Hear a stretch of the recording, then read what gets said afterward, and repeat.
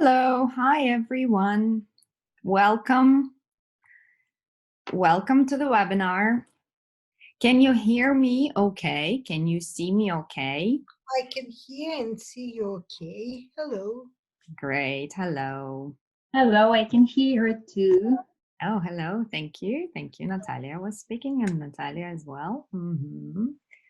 Okay. Wow. So many people are coming in. Yeah. We have 100 places today and for some reason, we have a lot of people registered for this webinar, which is pleasantly surprising and which probably means that this topic is kind of relevant. And it might be that it's a burning issue for teachers. And we decided to combine the two aims, if they say that. The exam preparation and working with Zoom. So that's the reason why we decided to do this webinar, and we are constantly talking to teachers around Ukraine. We have lots of partners, exam preparation centers, and they were also calling us. We talked personally to them about setting up Zoom, setting up classes online, and it's been a crazy month. And perhaps you have gone through similar processes. If you have, hello, we have people writing in chat. Oh, Melitopol, hello, Oksana. Yeah, so if you have experienced the same, can you let us know? Let's use the chat box just for the reason that, if some of us has the mic on and you have some noises, that means that the speaker the voice is breaking up. Okay, that's why I'm going to mute everyone. But there will be an activity where I will ask you to unmute yourself and to turn on your cameras if you can. All right?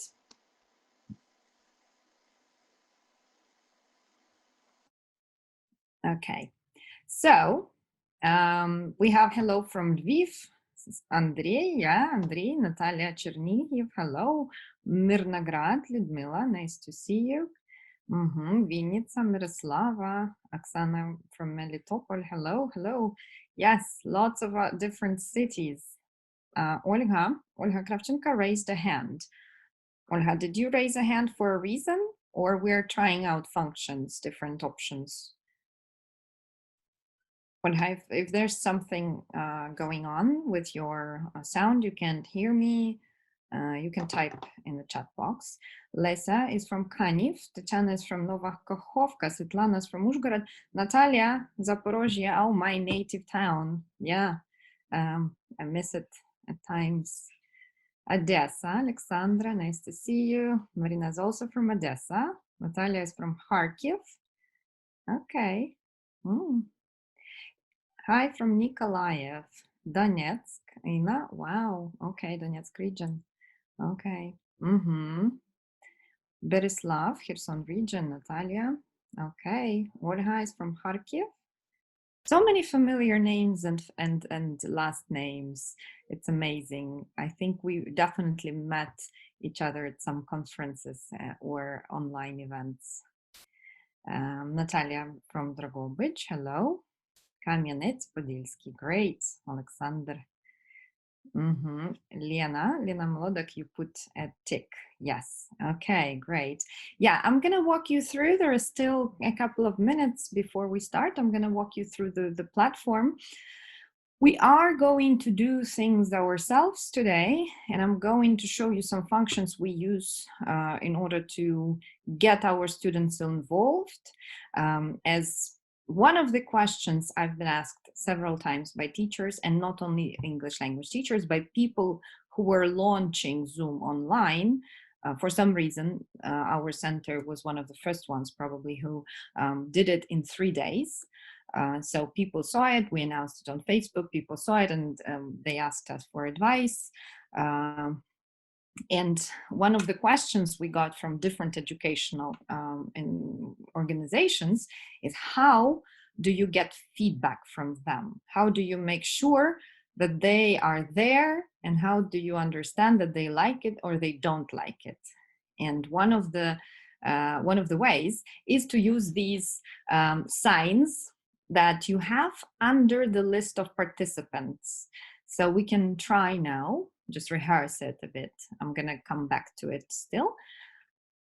If you press on a button underneath the video, учасники or participants, you will have the list of people, and then you will have the little buttons underneath. The green one, a tick, the red one, a cross, then the arrows looking to the left, the arrows looking to the right, and 3 dots. If you press on them, you'll have thumbs up, thumbs down, clapping, coffee, time, and I'm just I'm just clearing the chat and those things.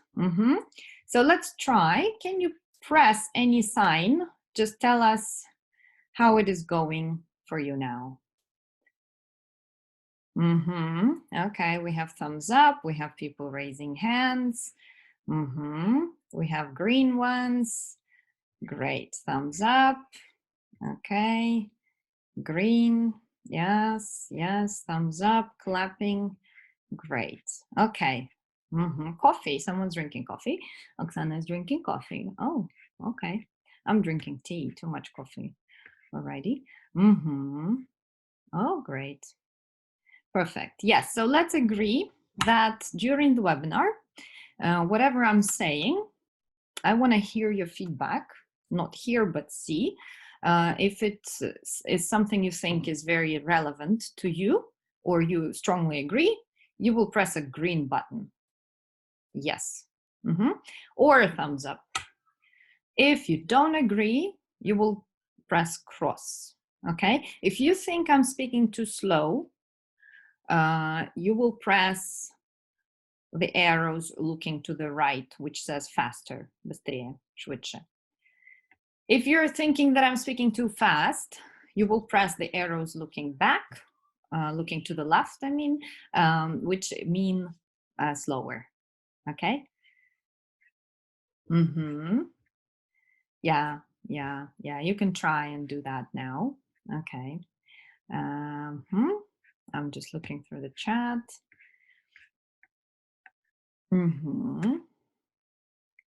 Yeah. So how many of you or who has been to our webinars before? Can you put can you press this green thing? Can you press this green yes? Okay. Yeah, so quite a few people, quite a few. Yeah, okay. Good that you're coming back. That means that we managed to give you something relevant. Yes. Okay. All right. Oh, yeah. Lots of you. Okay, great. How many of you prepare for exams? Any exams? Cambridge exams, ZNO, anything else? Let's put a plus in the chat box. Okay, lots and lots of people. All right, lots of people. ZNO, yeah. Okay, great. Yeah, so different exams. I'm going to ask you, and we're going to try out the poll, which is also one of the functions of Zoom, which allows us to get feedback as well. Underneath the video on the screen, you also have a button which is called reactions. You can also press that and you'll have 2 of them there, clapping and thumbs up. So if you want to quick access, you can press reactions and do that. For example, I'm going to do this myself. I'm clapping. Yeah, you can put a thumbs up. Yep. Yeah. Then you also have the video and the audio. You have the participants, the chat, and the screen sharing. Participants for now are not allowed to use the screen sharing, and during our lessons we don't usually do it, allow them, unless we use it for some educational purpose, which I will also talk about. The poll is an interesting feature that allows you to get people's opinion very quickly, reactions, and then there's also an option for you to record the session. However, we are recording the session and we will email you the recording afterwards, the recording, the presentation, the link to the materials, and the certificate. Yes, everyone who's been to the webinar gets a certificate, so don't worry, everything is set up, and I guess we should be starting already. I'll just launch my presentation for now.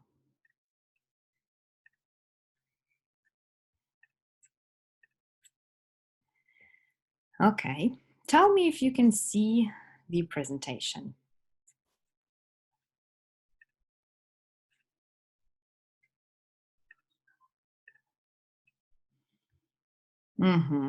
Yes, okay, the chat box. Great, okay. All right, I'll just start with a brief overview of what we're going to talk about this hour. I'll introduce myself. My name is Anna. I work at Great Education Center as Business Development Manager for exams and a senior teacher. Sounds a bit scary, Business Development Manager. However, my job mostly consists of working with our partner centers, launching new exams, supporting our partners, our customers, and looking for new opportunities for growth for the center, for the exams. And Great Education Center is the biggest exam center in Ukraine, and not only Caucasus and Central Asia as well. We have the status of the Platinum Center, which means that every year we administer more than 4,000 exams. And I'm going to talk about our story of how we with the quarantine situation, what happened, and our plans in terms of Cambridge exams. We are partners with Cambridge, and we constantly are in touch with them about everything that is going on in terms of exams, Cambridge exams administration as well. So at the session, we are going to do a demo. I'm going to do a little demo lesson for you about exam preparation in Zoom. Then we're going to analyze it. I'm going to tell you about our story of moving classes online using Zoom and different features. Exams, what's going on there. I'm going to share tips and resources for exam preparation. We have lots of them, and hopefully we're going to have time for Q&A, is what I usually do, and I try to avoid doing it, but I think I've fallen into the same trap, is what I try to shove as much information as possible into the webinar. Hope we'll manage to do it all in an hour. So let's get started. And right now, I will ask you to be my students, and you are students of a B2 level group. B2 means upper intermediate. Of course, you as English teachers probably have a higher level, but let's now imagine that we are B2 level. B2 are usually students of 11th grades at specialized schools or schools that have lots of hours of English. And also university teachers, university students, academic professions. This is the level required for them. So we are a B2 level group. We're doing exam preparation for Cambridge exam, which is called B2 First. It used to be called FCE. Now it's a B2 First. And we're focusing on the use of English part. So the focus of this little demo, it's part of the lesson, is use of English. I'm just gonna look at the chat box. Okay, Hannah, you're saying yes. Great. Remember those little colorful buttons as well, okay? Remember to press the colorful buttons like yes, no, thumbs up, and so on. Okay, so what I would like us first to do is look at these questions. Of course, if you were in a real class, you wouldn't be muted like I did with you right now. We would talk together. We have maximum 10 people usually in a group. So But right now we're going to use a chat box for that. Let's look at these 3 questions. They have gaps. I want us first to look at these gaps and to think what part of speech should go into each gap. Let's look at the first one. Do, have a, memory. So the first gap, what part of speech do you think should go there? Can you, yeah, the pronoun, Lisa's saying, okay. Yeah, we can type in the chat box now. Okay, yes, pronoun, thank you. Then number 2, what kind of word would you want? Would you want a noun or a verb or an adjective?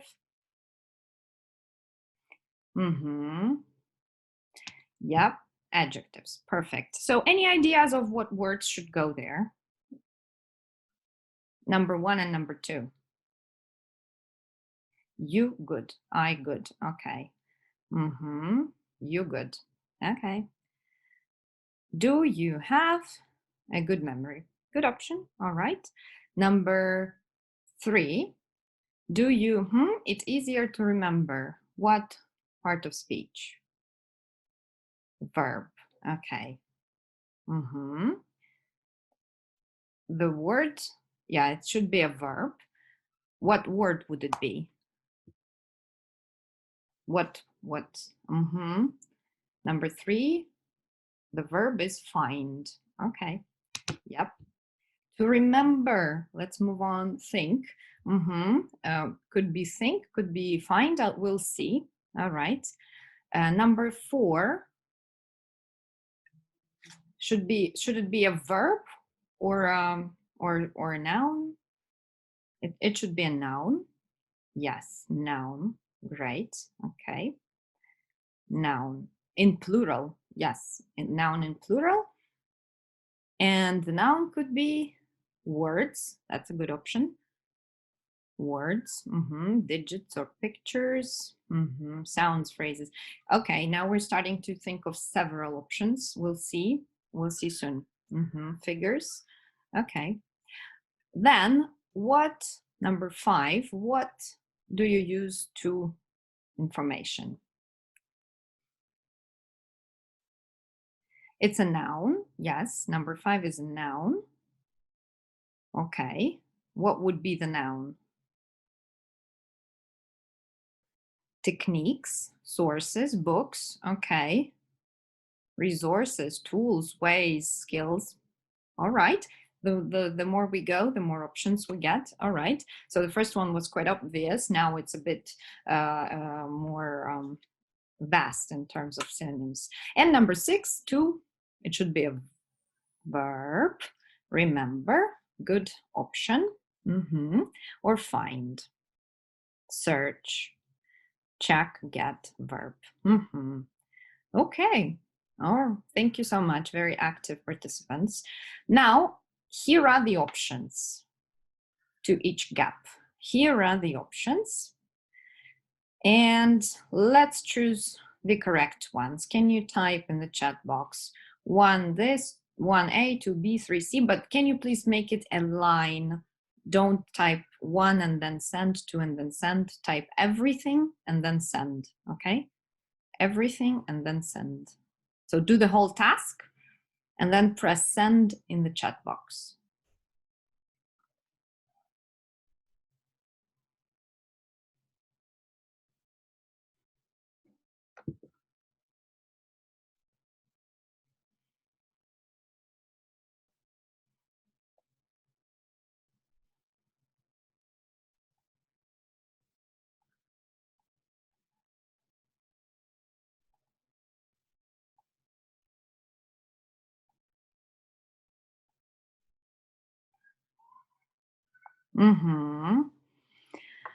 Thank you. Yes. Seeing lots of answers. So 1B, 2B, 3C, 4B, 4B, 5A, 5A, and 6 B.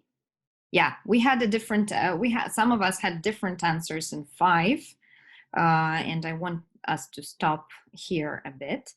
So in number 5, you might think that you can use way instead of methods, but way is one, and usually if we use it in the meaning of techniques or methods, we use plural.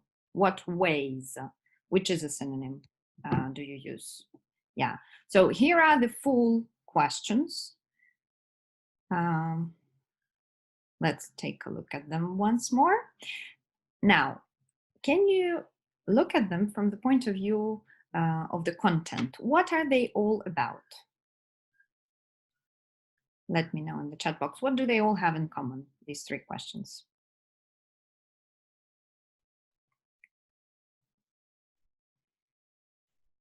They're questions, yeah, they are. Memory, learning, yeah, they all are about memory. Memory techniques, memory ways of memorizing, yes. So right now, we're going to share what we think about good or bad ways of memorizing things, okay? Because any language learning is about memorizing things. How to be successful, yes, and it's quite a popular trend in ELT now to dive into the way our memory works and how our brain stores information. And it helps a lot during exam preparation. So what we're going to do now, I'll stop the presentation and I'll send you the link to a Google Doc, which contains the same 3 questions. The same 3 questions that we just saw. Take a look at the Google Doc. It's in the chat box. Let me know, first of all, open it. And if everything's okay, press the button, the green button, yes. If you have opened it, press the green button, yes. Okay?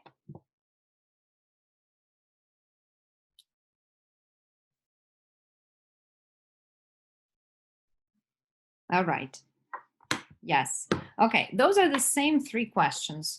The reason I stopped the presentation is because we're going to work now in groups, in pairs or groups. And I'm going to assign you to a breakout room where you will be able to share your ideas, okay? I'm going to assign you automatically. Okay, I see that someone hasn't opened it. Let me send the link again to the chat box.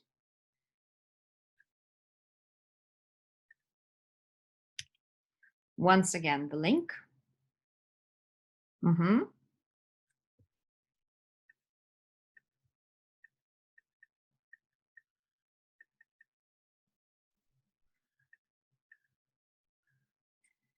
Once again, the link.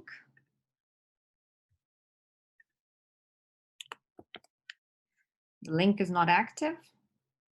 You can copy and paste it then, if it's not active, in the chat box.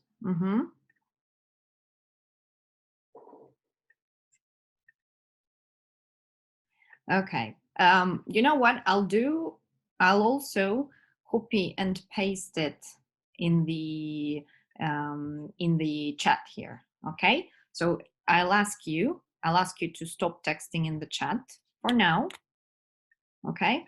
I'll post the questions in the chat box. Take a look. Do you have a good memory? Do you find it easier to remember numbers or letters? What methods do you use to memorize information? Those are the 3 questions we have. Okay. The internet is very bad. Well, I'm sorry if the internet is very bad. Yeah, it might break from the, yes. Okay, now, when you come into the session, you will be with several people, 3 or 4. I will ask you to unmute yourselves. I'll Щось не то, unmute. так що треба буде переробляти. Ну, подивитись, одним словом, розберетесь. Добре, I'll дякую. get you back. So when you come into the room, I'll ask you to unmute yourselves, turn on your cameras, and discuss these 3 questions with your partner, with the people who are with you in the room. You can also introduce yourselves, share where you're coming from. I'm going to give you 3 minutes for that, for the questions and answers to share. And when 3 minutes are out, you're going to get a notification that your session is going to close. Okay? So you're going to be in the room, repeating it again, with 3, 4 people. And right now we're putting everything away and we are discussing the 3 questions, which I'm sending to you in the chat again. You won't see my presentation in the room. Valentina, if you have problems with the microphone, I understand, then you can chat with the people in the chat box in your room. Okay? So when you are in your room, you're going to have your own chat and you can turn on the camera and the microphone and discuss the questions. Let's try. That's a big experiment. We're 100 people here, breaking the rooms. You'll receive the invitation now on the screen that I'm inviting you to the breakout room or сесійний зал. Accept the invitation. All right? Oksana, you have a very nice background. All right, I've stopped the session rooms and we're waiting for everyone to come back.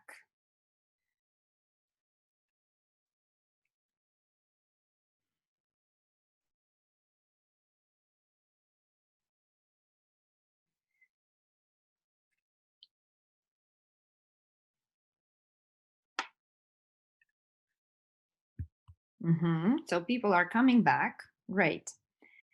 I hope you managed to discuss questions. I jumped in between rooms and I tried to listen to people, to our colleagues talking and discussing. There were some burning questions being discussed, which are very relevant for teachers as well. And I believe that it's okay as well. Yes. We're almost everyone here coming back. Okay. All right. Yes, 98. Yep. Okay. Great. So it was great. Thank you. And that was my question. Thank you very much. Of course, it's very difficult to manage 100 people when you are teaching online. And in the real classroom, we'll make sure that 10 students, 15 students, everyone gets their partner, and the teacher usually has time to jump in between the rooms and to listen to the students. And when you are teaching, yes, students get into pairs, and it's important to constantly move around the rooms and listen to what students are doing, and they should have a task for sure. And the challenge here is that you cannot share the screen when people are in breakout rooms. With us, I shared a Google Doc, and with students, this is what we usually do as well. I'm going to show other tools as well, but a Google Doc or the chat box or emails or group of in Viber. But it is important that everyone gets the message that you want. I will show you other tools for working with students soon. Right now, let's continue. Let's share quickly in the chat box your impressions. It doesn't matter whether it's good or bad.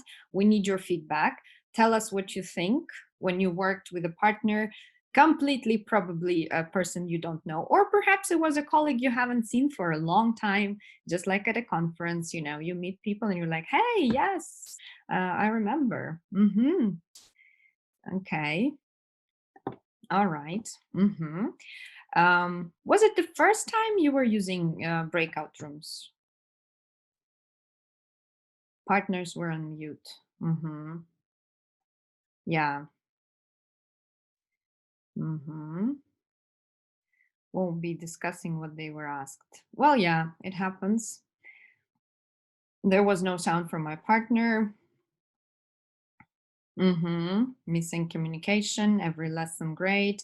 Fun discussion, not the first time. Okay, yes, we all are with different experience, and that is also good. 2 partners were muted. Yes, that's why I assigned 4 people in the room. This way to make sure that you do get a chance to talk to someone, because if it's 2 people, that's normal. For pair work, when you're working with a group of 10 students, all of them, with teenagers, for example, it's a challenge because they will turn off their cameras and they'll start chatting about their own thing when you put them in the breakout room, if they know that you won't check them. This is a challenge here. And our teachers have been working hard to make, for example, school children, teenagers, turn on their cameras and focus on the task. That's another area to work on. Okay, now let's look again at the 2 questions that we discussed.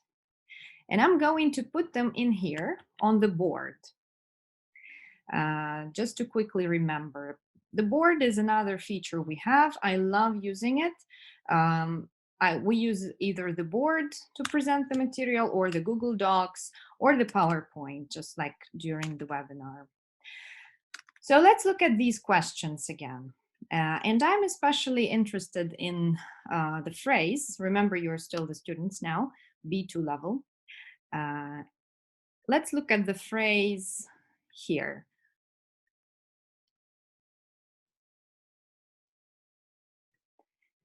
Do you find it easier to remember the numbers or letters? Find it easier. What kind of phrase is it? What kind of expression is that? Is it a collocation? Is it an idiom? Is it just part of the sentence? It's a collocation. Yes, you're right. Thank you. It's a collocation. Yes, and a collocation is when words work together most of the time this way. So this is a collocation. And at this level, we're supposed to focus on collocations, not separate words. That's why we're looking at this phrase as a whole. And let's look at it in a bit more detail. So in this phrase,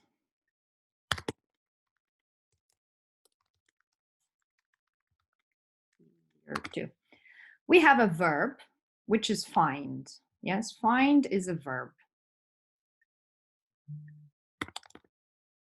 I'll do it this way.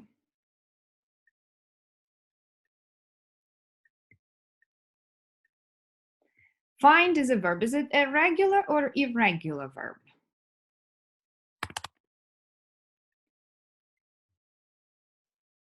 Irregular, yes. So if we say in the past, he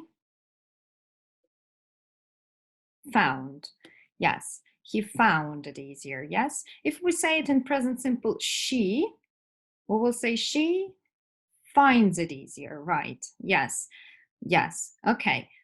Now, in the question, we have a little strange word, it. What is it? Is it something specific? Yes, it's a pronoun. But what does this pronoun refer to? What does it mean? Is it about, I don't know, something specific? It's about nothing specific. Yes. Yeah. Do you find it remembering? It's nothing specific. It's abstract and it's general. It's impersonal. Yes. Thank you very much. It's impersonal. And this is part of a collocation which never changes. So you will say it always, I find it something to do. Easier. This is an adjective. Is it just the ordinary form of the adjective, the standard, the base form, or? Yes, I love working with teachers. I get right answers straight away and no questions. What is a pronoun, or what is impersonal, or what is a comparative adjective? Thank you. Thank you. Yes, that's a comparative adjective. Yes. That's a comparative form of adjective, yes. Now, can you use something else instead of easier here? Can you use another adjective here instead of easier? Can I say, I find it more difficult? Yes, thank you. I find it more difficult to remember numbers or letters. I find it more important to work on my grammar than on pronunciation, for example. I find it harder. Yes, any adjective, but in the comparative form. Yes. And then the part that is also important and that stays is the to. I find it easier or more difficult or something else to do something. So after it, you will have the infinitive, yes? Verb in the infinitive form, in its base form, yes? To do something, yes. If we were to go on studying, we would look at more phrases, but since the time is pressing us, let's move on. Yes, so we looked at find it easier. Then I would, with students, I would focus, next step in this one would be to focus on the word numbers. I'm going to very quickly ask you for the synonym to the word numbers. Digits, numerals. Okay. Can we use the word figures? Yes, figures. Yes. So lots of times I find higher level students, and I teach business English B2 now, mix up the words figures and numbers. And the difference here is in them being specific. A figure is the physical representation of a number, usually something that you can see or draw or write. This is a physical representation. Number is the word symboling the amount, the quantity. So figures are numbers, yes, but figures are more specific. And this is important as the exam will test these little differences sometimes. And whenever you come across a question, that was a simple question about how memory works, yeah, make sure that you take out the most of it out of every question. If we look at the second question, we have the word methods. What could be the synonyms to this word? Ways, yes. Ways, yes. And in our options, we had way, which could work if it were plural. Techniques, yes. Approach or approaches, yes. Techniques, yes. Okay, yeah, those are the synonyms that could fit here. And then the last one here, memorize. It's a verb, right? Yes. A noun from it would be a noun from memorize, memory, an adjective from memorize, memorable, yes, an adverb would be memorably, yes. My B2 level students usually roll their eyes whenever we start brainstorming parts of speeches. For some reason, they don't find it as easy as we do, as teachers do, but it's absolutely necessary because then they will have also another word transformation task where it tests their ability to know this range, noun, verb, adjective, adverb. And if you get your students used to brainstorming all the forms, next time you teach them a new word, they will start asking you themselves, and what is the adverb, and what is the verb, and what is the noun from it? And this expands their vocabulary range greatly. And it's not, you don't need much to do that with your students. Okay, let's finish with the board. Thank you. And let's move on to the next part.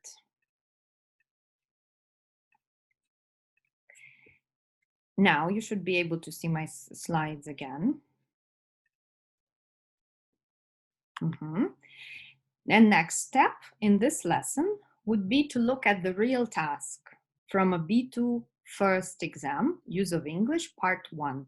In this task, students are asked to fill in the gaps of a text, which is a whole text. These are not separate sentences. And this is what differs Cambridge exams, for example, from regular tests that we do, is the context. It is usually a text connected by the same story. And the name of the text here is memory. So basically, the first part of the lesson are the questions to get everyone going, thinking about the topic, brainstorming, include some productive thing like discussing questions, analyze the vocabulary, and then move on to practicing. In here, we can take it step by step, look at the first part of the text, and the task says to choose from the options. In our first example, we had 3 options, but in the Cambridge exam, B2 first, students will have 4 options always in such tasks. But what we can do is look at the gaps without the options first. Just looking at the gaps, we have 3 of them here. 0 is the example. So the Cambridge exam, use of English, will give students the example, which helps during the exam. Memory is at the heart of our sense of personal identity. And jumping forward, whenever students do tasks like that, we always try to take out the good language. At the heart, to be at the heart of something is a very good expression, which they can use during the speaking, which they can use in their writing. It's generally a great collocation. To be at the heart of something, it's an idiom, and that's an example here. If we didn't, and then we go on and look at the gaps and brainstorm which words could go there, following the scheme: part of speech, what words could go there, and then looking at the option. An important thing, that a trap that students fall into, they read until the gap. They read until here, for example. But what we need to also encourage them to do is to read until the gap and after the gap. So it should be before the gap and after the gap. Oftentimes, it will influence the choice. Then, after we brainstorm that, we look at the options and we choose the correct option. This is the luxury that we can let ourselves have during exam preparation. Oh, yeah, Yeva is already typing the answers. Thank you. Teachers, yes, you don't ask them, they just do. Yes, thank you. Yes, number 1 is aware, and I would focus here on aware as the adjective, to be aware of. For some reason, students think that it's either a verb or something else. And then number 2 and number 3. Have no idea, yes. And number 3.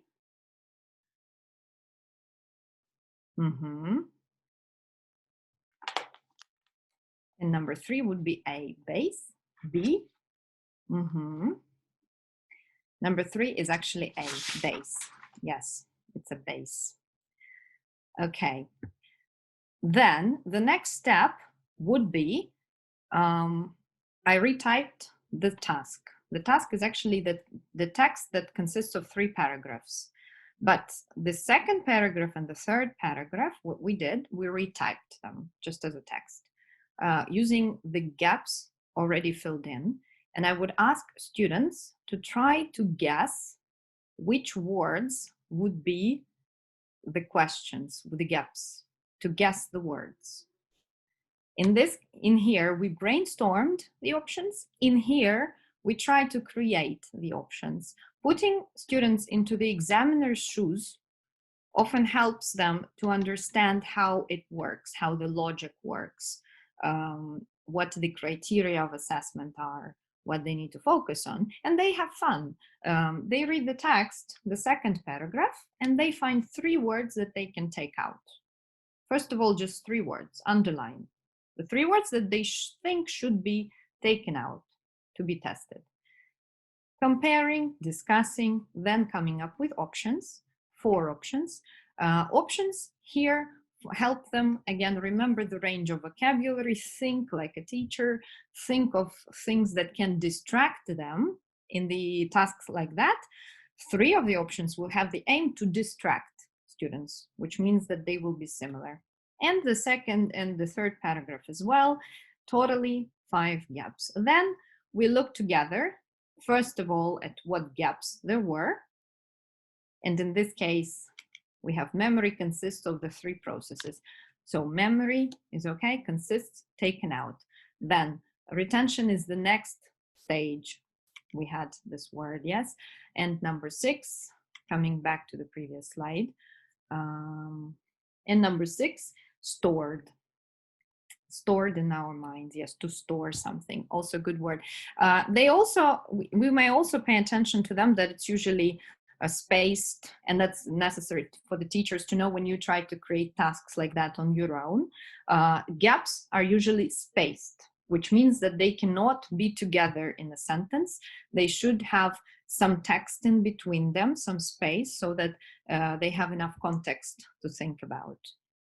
And here are the options again.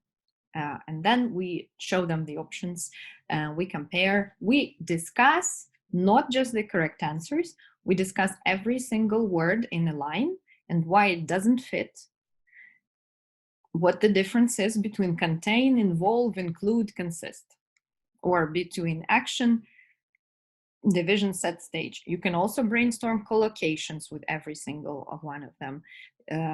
The focus on the B2 level teaching of vocabulary, this part, that was my question, I answered it myself already, but the part here focuses on testing vocabulary. It's not testing grammar. Some of the tasks will test grammar, some of the tasks of vocabulary.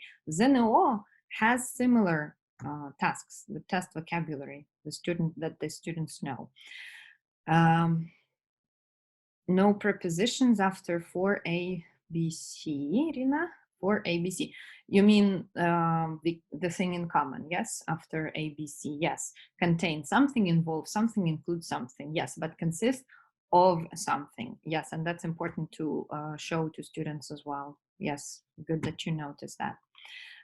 Looking at,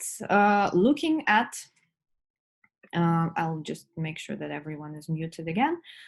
Looking at the task, 8 questions, multiple choice, 4 options. It's always a text connected by one topic. It tests students' lexical knowledge at a phrasal level, collocations, set phrases, could be phrasal verbs, but not so often,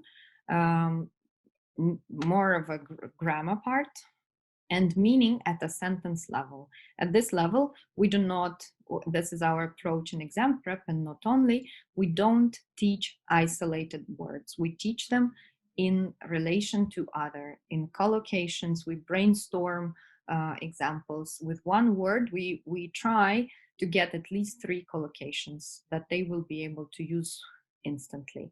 And going vice versa, first, for example, discussing questions, then eliciting the words, brainstorming what we can take out, and then using them in practice tasks like that. And this kind of task can be part of your lesson. This can take up to 30 minutes. We are in a rush a bit, but tasks like that can take up to 30 minutes, and they are in the free access for teachers. That is actually a lesson plan I downloaded from a Practice Makes Perfect website, which I'll show you. Here are some advice on how to teach for this part, which is taken from a handbook for teachers. There are lots of things they talk about, and the approach of Cambridge to their exams is that there are no secrets, there are no things hidden. The format, the requirements, the tips, everything is out there. You can take it and teach it. That's it. There are no secrets, compared to other exams or surprises. So these are the tips that they're giving on how to approach tasks like this. More tips here. And I like the one with testing, getting students used to reading all the options for any question before deciding which one fills the gap correctly. Also, seems very obvious, but it's a trap we may fall when we take exams. We are nervous, we are in a rush. They think they've caught something they already know, but teaching them patience and looking around, proving options are right or wrong. Some take the approach of elimination. So you read the 4 options and you find the least likely one first, and then you fill in, and then you have 3 left, and then you have 2 left. It might be a bit tricky because you might think that they might think that it's not possible, but it could be. So I wouldn't advise to cross out the ones that don't fit, but rather look around and try and prove everything, every single word. So the tips were taken from the handbooks for teachers. They are free to download, and I'll send you the link to Google Drive where we downloaded these books. These are kind of a set of everything for exam preparation. There are sample papers, there are tips that I showed you, there are formats, there is advice, everything is there, and examples of all the tasks. And it's in PDF. We also have the physical copies, which we usually give to our preparation centers so that they start preparing for exams. We're moving on to the third part of the webinar, which is moving online, our story. So we are based in Kiev, and just like everyone else, in the middle of March, we realized that we have to close doors and move every class online. We have a huge center, 3 floors. That's a real picture, kind of a drawing of the center. We had to move all of the students in 3 days and all of the teachers online. So we, like many other teachers and schools, stopped at Zoom as the base platform. We decided to purchase the pro accounts depending on the number of groups and teachers we have. We created the instructions for teachers, students, and admin, and the instructions are very important. The more instructions there are, the less likely students are to fail, especially first times when they join, and the easier it is for teachers. Of course, there are lots of resources out there how to work with Zoom, but one single instruction, you press this, that, or that, works very good. Telegram groups and chats, this is what we have with every group of students. And then the phone support is provided by our managers at the center.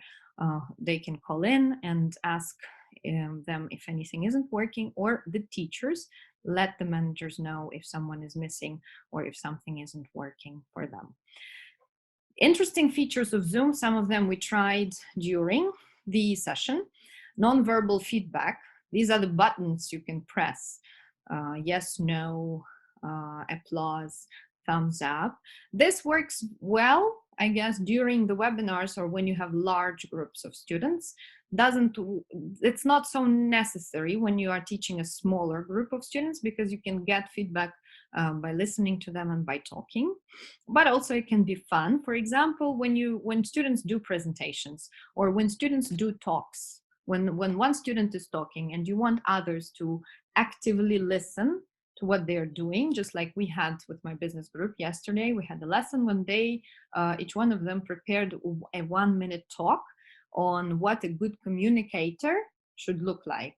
And everyone else had to listen, to agree, disagree, press the buttons, plus count the phrases, the new ones, the target vocabulary that we use, plus agree or disagree with the speaker, plus think of one question they wanted to ask the speaker. So with Zoom, when everyone is away, a very important task is to keep people involved. Polls is what we're going to try with you soon. Screen sharing. The teacher can share the screen, the participants can share the screen. You can use this tool when people are writing, for example, and you want to share their writing, or when again, they're making presentations or they want to show. So this option is available for students as well. Annotation, you can draw on the presentation or they can draw and highlight, just what we did with the board. Security, there have been some issues with security with Zoom, but right now there is an option to use waiting rooms. We didn't use them in the webinar because we have 100 people in it. But in case you need extra security, you can switch the settings on Zoom, which is called waiting room or кімната очікування or комната ожидання, and then you will approve every participant. You will let him or her enter. This is done in order to avoid those people breaking into the classes. Perhaps you've heard of it. We've experienced it ourselves. Now we use waiting rooms as well. Passwords, meeting passwords, also security. If you feel like someone can break or you don't want anyone to break in, you can switch on the option of using a password. Meeting ID plus password. Muting and deleting participants. We do mute during the webinars. This is just for the sake of good sound production. If, again, there is a security issue, you can delete participants and not let them back. So that's what we want. Now let's do the poll. So I'm gonna show several questions on the screen, and I want you to choose the answer that you see on the screen. So the first question is, what exams do you prepare your students for? You can press on the answer. And then there is also the second question if you scroll down to you. So look at those questions and press the answers, please.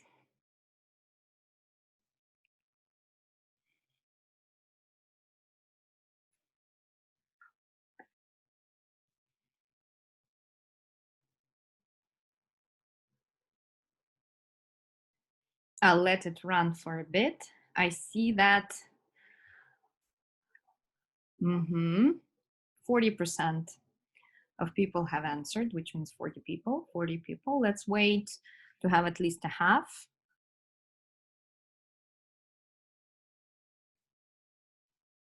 Mm-hmm.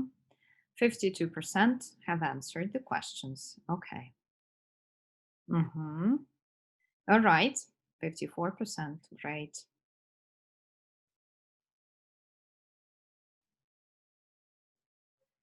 $58. All right. Let's stop the poll. 60, 61. I'm stopping the poll now, and I would like to share with you the results. Let's look at them together. Quite interesting. Lots of people are preparing for ZNO. Tell me if you can see the results now. Thumbs up if you can see the results. Can you put a thumbs up, please? Mm-hmm. Okay, great. Yes. So among us, 100 people, some of us all together, I would say more than 50% are preparing for Cambridge exams. Some of us are, 90% are preparing for IELTS. The majority is preparing for ZNO, and other exams are quite considerably high as well. I'm interested what other exams, if you could let us know in the chat box, what other exams do you prepare for? SAT GMAT, oh wow, okay. Yeah, we administer the exams as well. Backvantage, which is the Cambridge English exam for business. SAT, GRE, GMAT, oh wow, okay, great. Entry exams of different kinds. Irina, yeah. Okay, all right. Thank you for sharing. Thank you for your answers. Aptis. Okay, thank you for your answers. So this was the poll, and it can be used to quickly gain some information to share with participants, with students. You can use it as a lead-in. You can use it as a closing question to revise material. A good thing is that everyone instantly sees the answer, which is great. You see the statistics. You can share the statistics. You can hide it. You can make it a quick test at the end of the lesson. Okay, guys, let's remember we just learned 5 expressions. You have the questions. Press the correct answer. You can make it anonymous, like we did right now. We had an anonymous poll. usually in big sessions like that, we do it anonymously, but when you are working with students, you can see who answered which question. So that's kind of could be a quick test or quiz as well. Other platforms we're using are almost the whole G Suite, as they call it. Google Classroom for homework. We have groups of students and we post homework there. Announcements, links to Zoom, for example, materials, anything necessary for them. Google Drive, well, it's a teacher's folder that is online. You can put lots of files there and share with students. Google Docs, just like the link we shared. Google Forms, these are the purple forms that you can use in order to, for example, have quizzes or to have to organize questionnaires. I'm going to show you an example of this in a moment. And I'm going to walk you through other instruments we're using as well. So a Google form is where we usually put the questions and we want to gain this the data. In this case, it was writing emails and I asked students to write their email to me in this form. So the theme of the email and the body of the email would be here. Another option is, of course, to write it via real email. But if you want to do it in class and you're working online and you need to see what they're writing, you can use a Google form and ask them to write in a Google form. After they complete it, you will see it in an Excel file. This is actually the Excel file I saw when they wrote their emails to me. So you have the date, you have the theme, and you have the text. You can add email, you can add the name of the person, whoever else you want. It's quite easy to use. The materials that I showed you today, they came from the site which is called Practice Makes Perfect. And this is the official exam preparation site from Cambridge. I'll be sending links into our chat box while I'm talking about those resources. You can open them as well and take a look. So this is the portal which has ready-to-use lesson plans with activities, with lesson plans, with materials for Cambridge exams, of course. So if you are preparing for Cambridge exams, this is a one-stop place for you. You just sign in and you download. You can also use these tasks to prepare for ZNO, as lots of tasks for ZNO are kind of similar, we can say, yes, to Cambridge exams. And as we say, if a person is ready for a Cambridge exam, they will surely take the ZNO. The link isn't active. You can copy it, okay? Or you will receive these links and these things with the PowerPoint after the session, and you'll be able to open them as well. Another great resource for writing is Write and Improve. This is a Cambridge platform created specifically for, again, exam preparation. You can sign in there and you will have hundreds of ready-to-use writing tasks to do with your students. They are organized in the form of workbooks on the left. And we will open this intermediate one, for example, a new task. Write paragraphs to answer the question about having different teachers. The beautiful thing here is that if I write and I press check, well, it doesn't let me right now because I don't have 25 words, but when I write the real text, the system will check it automatically. You will get feedback from the platform, the mistakes they need to work on, and then they can do it one more time. You can track the time. You can create your own workbook with writing practice, and it is a good practice for exams. And not only B2 first, you have already all types of writing here that you can do: essays, reviews, anything else that you need to do for B2 first exam. And the system is using artificial intelligence to check the writing. They have a huge database, millions millions of language. Yes, Svetlana, I see the question, write and improve. I'll send the link again to the chat. You can just type in Google, write and improve. And the system is using a database of language and artificial intelligence to analyze the writing parts. You as a teacher can also see their work. The similar one is speak and improve. Speak and improve is about practicing speaking with the computer. And your students can talk to a computer. Yeah, it looks strange, but still, it's a good practice for them. And the robot will talk to them and ask them questions. Lots of other resources from Cambridge you will receive. It's cute, yes. And if you start speaking to him, he'll say hello, and you'll say hello, and then you'll start their conversation here. Welcome back. Well, I did talk to him, so he is asking me he's saying welcome back. Oh, Lyubov, you've tried it. Great. We have lots of other resources provided by Cambridge. Quizlet is a tool to revise vocabulary. I'm teaching business English, so I have my set of cards, flashcards, that I can use easily on Zoom. For example, we learned the words related to connections. So just like I'm demonstrating it to you, I do it with my students and I say, okay, guys, hello.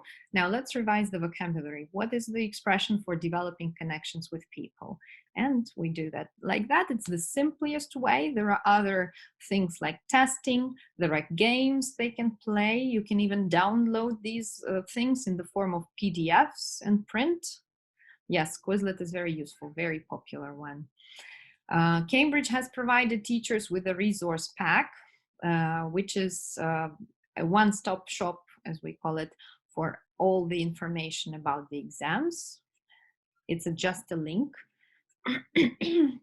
Yes, Quizlet is invaluable. And here you can find all the resources. It's a very long link, but you'll get it in the email after the session as well. I'll stop sharing here and I'll just show you a couple of slides on what else you can do with exam preparation.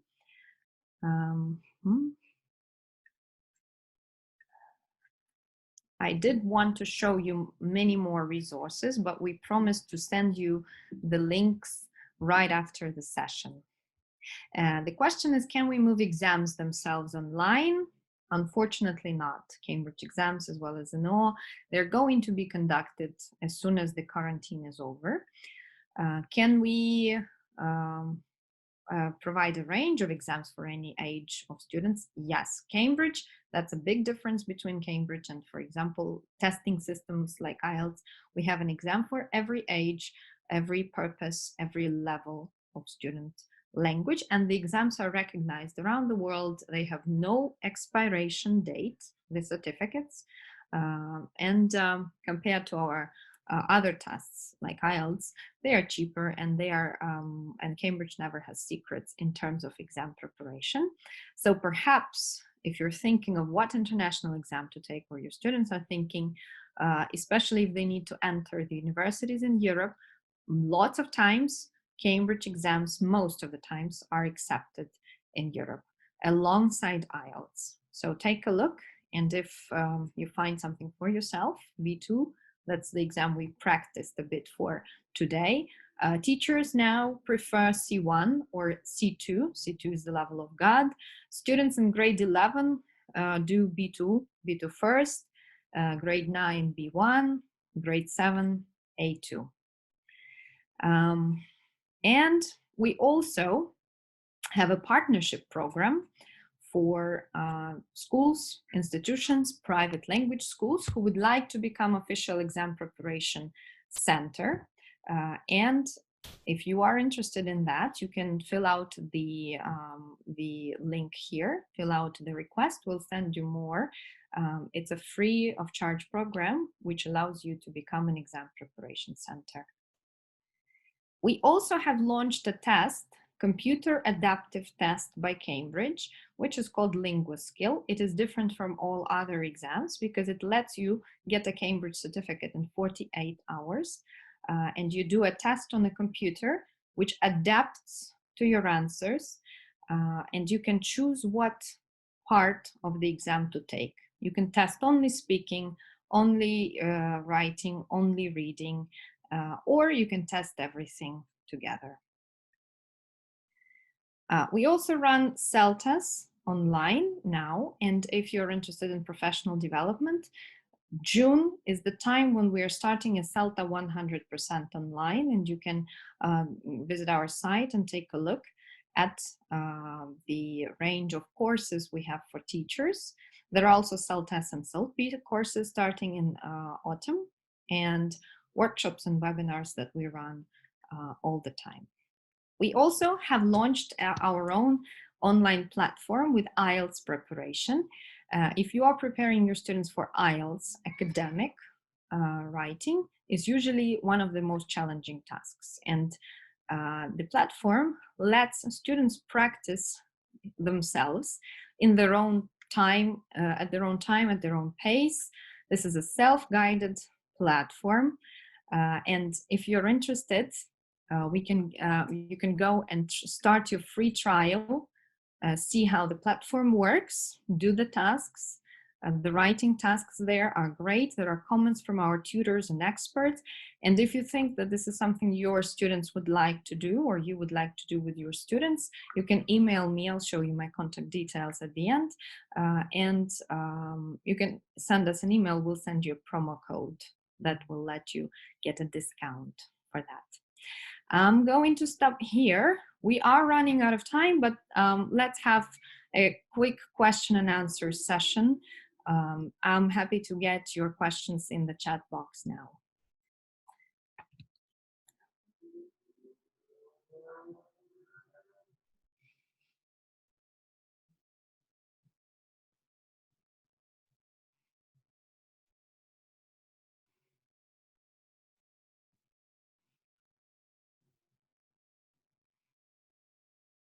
Okay, thank you. Everyone is saying thank you. Perhaps you have questions.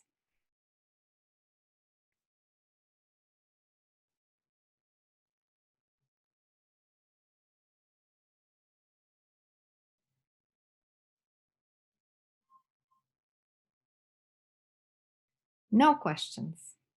When we have no questions, it's either everything is clear or nothing is clear. I hope everything was clear. IELTS writing course, if you buy one, do you have an unlimited access to it? Yes. Yes, Alexandra, if you buy it, you have unlimited access to more than 500 tasks. It won't close in a month. It's unlimited access to a bank, to a writing bank, to lots and lots of practice. Yes. And if you are interested in purchasing an online course, I mean IELTS, you can email me, shoot me an email. I'll show you the contact details here, and we'll send you a promo code. Polls, Oksana, you're asking about polls. You can create a poll when you create a meeting. It's in the settings of the meeting. When you create a meeting, you go down in the meeting, and there you have registrations, email settings, polls, or опросы. And you have to create it in advance in there, in the meeting section, in the meeting settings. Platform write and improve, everyone can use it. No codes or something, no codes. There is a pro version when you need a lot of students, or when you need to launch the whole class, but generally you can use it for free. Are you going to have 1 month intensive course for B1 or B2 level students in summer? Yes, we have launched online courses, English intensive courses. Right now we started the pronunciation course with our native speakers, and we have teachers also joining the course. We have business English course. We have been asking everyone who's our student or has been with us what courses they would like to have, and we're preparing some new ones for the summer. Definitely we'll go on with teaching on English online in groups using Zoom. So follow our news. You can visit our site, Grade UA or Cambridge UA. Also, this is our school, and you can find the courses there. Will there be more free webinars? Yes, absolutely. We are doing free webinars once a month. So this one is April. Next one is in May. Andriy Igoryev is going to do one in June. We are looking forward to receiving the speakers' information for the one in May. We'll announce it as well. Where can I find that talking computer? Oh, you mean that's Speak and Improve, Natalia. Speak and Improve. We have two sites. That's, again, the sites created by Cambridge. Write and Improve, Speak and Improve. So Speak and Improve is the one where you talk to that robot thing. Yes. Only now chat appeared again. Perhaps there is a button that you use to close it. How to set up recording. When you start a conference, there are options, either record the session automatically, or you can switch it on when you start the session. I like to do it automatically because then, I'll send it again, because I like to launch it automatically, because then you might forget it and not record it. So I advise to launch it automatically.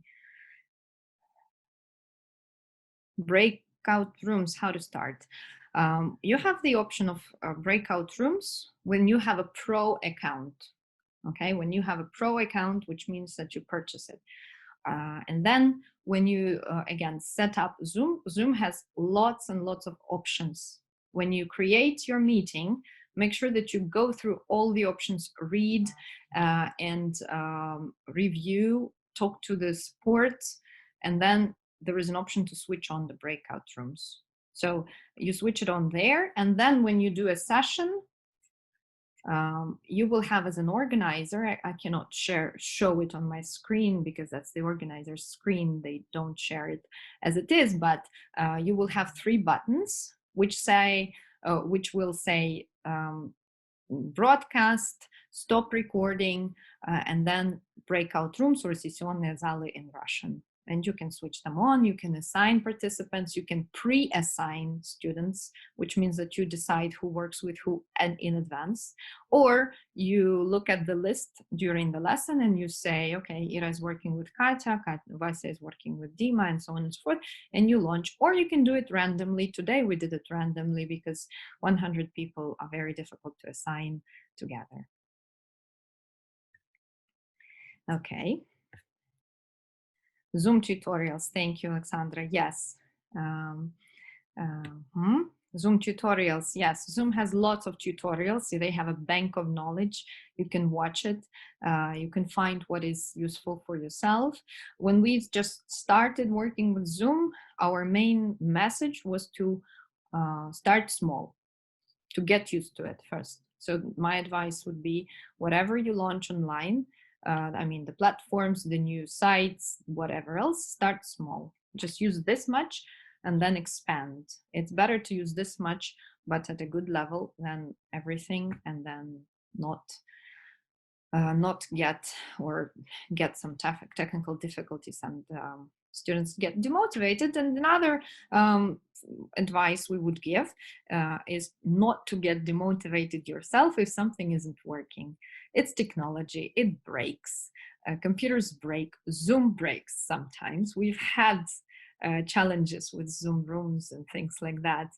No internet, no electricity. Students cannot connect the sound. There's a huge list of what can go wrong.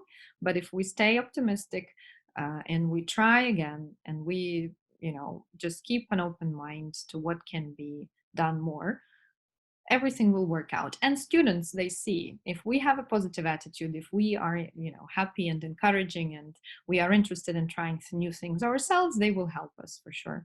And they will be as understanding as they can. Thank you. Books forever. Yes, yeah, books forever. Absolutely. No one says they're not relevant. But if we need some ways to avoid using books, there are as well. Thank you very much. Let's finish this session. You'll get the certificates alongside with the recording, with the presentation. You should get an email from us tomorrow with all these materials, okay? Feel free to shoot me an email if you need something, if you're interested in the platform, if you want to become a partner, if you are interested in taking Cambridge exams, TKT, CELTA, anything else. Wishing you a great end of the week. Holidays are coming. Stay healthy and safe.